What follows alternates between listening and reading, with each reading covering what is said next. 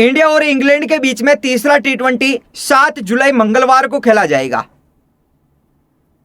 India और England के बीच में तीसरा टी20 7 जुलाई मंगलवार को खेला जाएगा। नोटिंगम में दोनों टीमें आमने सामने होगी, लेकिन दोनों टीमों का टी20 फॉर्मेट में हेड टू हेड रिकॉर्ड क्या है, दोनों टीमें इस फॉर्मेट में कितनी बार आमने सामने हुई है, किस टीम ने कितने मैच जीते हैं, आखिर किसका पलड़ा भारी है, किसमें कितना दम है, जहां पर मुकाबला खेला जाएगा वहां की पिच रिपोर्ट क्या है, किसको मदद मिल सकती है, किस प्लेइंग इलेवन के साथ टीम इंडिया या इंग्लैंड उतरेगी। यहां तक की बात की जाए, टॉस जीत कर चाहे इंग्लैंड जीते या इंडिया जीते, बैटिंग चुनेगी बॉलिंग चुनेगी, मैं आपको पूरा स्टेटस रिकॉर्ड बताता हूं, वहां की पिच रिपोर्ट के बारे में बताता हूं कि हाँ कितना स्कोर बन सकता है, एवरेज स्कोर क्या रहेगा, पहली पारी दूसरी पारी, सब कुछ मैं आपको बताता हूं।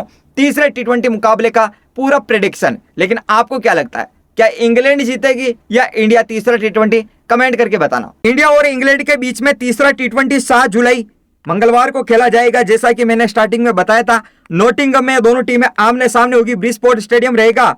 नोटिंगम में दोनों टीमें दूसरी बार भिड़ने वाली हैं। इसके पहले ये दोनों टीमें एक बार आमने सामने हुई थी, कब? 10 जुलाई 2022 को, जिसमें कि इंग्लैंड ने भारत को हराया था। 17 रन से हराया इंग्लैंड ने भारत को। तो हो सकता है भारत अब इंग्लैंड को हरा दे तो बराबर हो जाएगी इस ग्राउंड पर, लेकिन देखते आगे क्या होता है। अब समय क्या रहेगा, तो तीसरा टी20 7 नहीं बल्कि यह 10 बजे शुरू होने वाला है। आपको देर रात तक जागना पड़ सकता है।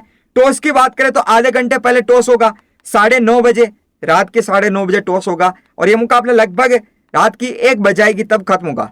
हेड टू हेड रिकॉर्ड की बात करते हैं, इंपॉर्टेंट यही है किसका पलड़ा भारी है, किसमें कितना दम है।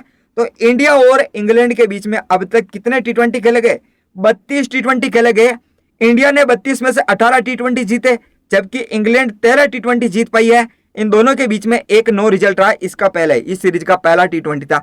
लेकिन आप यहां देख रहे हैं कि ओवरऑल टी20 फॉर्मेट में टीम इंडिया का पलड़ा भारी है। ये 18 जीती जबकि इंग्लैंड 13 जीत पाई।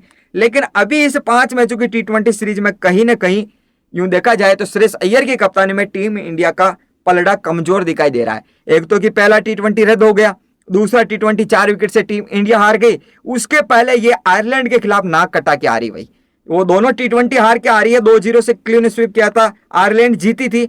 लेकिन देखते हैं यह क्या होता है तीसरे टी20 में। तो टीम इंडिया जो 18 जीती अपने घर में 11 जीती है, और यह आप देखेंगे कितने जीती, इंग्लैंड 13 जीती है। तो इंग्लैंड 13 में से 6 अपने घर में जीती है, 4 बाहर जीती है। इंडिया 6 घर में जीती, बाहर जीती है, न्यूट्रल वेन्यू पर यूं कह सकते हैं कितने जीती है कि घर से बाहर है।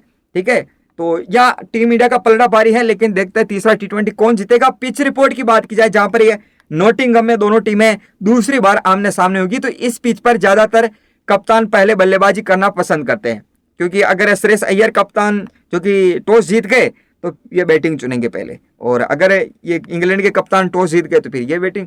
नई पिच पर शुरुआत में गति और उछाल मिलती है, जिससे कि धूप में शॉट खेलना आसान हो जाता है। यानी कि शुरुआत जो फर्स्ट इनिंग्स रहती है ना, उसमें रन बनते हैं, बैटर चलते हैं, जबकि दूसरी पारी में गेंद ज्यादा ग्रिप करती है, जिससे कि रोशनी में लक्ष्य का पीछा करना थोड़ा सा मुश्किल हो जाता है। गेंद बल्ले पर सही से नहीं आती है। वर्गाकार बाउंड्री है, छोटी बाउंड्री है, देखेंगे जो कि 63 मीटर है, जिससे कि पावर हिटर्स के लिए छक्के लगाना आसान हो जाता है। देखो सिक्सर किंग है हमारे पास, वैभव सूर्यवंशी है, अभिषेक शर्मा है, तिलक वर्मा है, बड़े से बड़े प्लेयर हैं, श्रेयस अय्यर, बड़े बड़े नाम हैं। लेकिन कारनामा करे तब ना, शिवम दुबे ये भी कम नहीं है। तो छक्के मारना यहाँ आसान होता है, बाउंड्री छोटी है इस वजह से। सीधी बाउंड्री थोड़ी लंबी है, कह सकते हैं 75 मीटर है। कुल मिलाकर इसे स्कोरिंग, हाई स्कोरिंग वाला मैदान कह सकते हैं। हाई स्कोरिंग इस ग्राउंड पर देखने को मिलता है।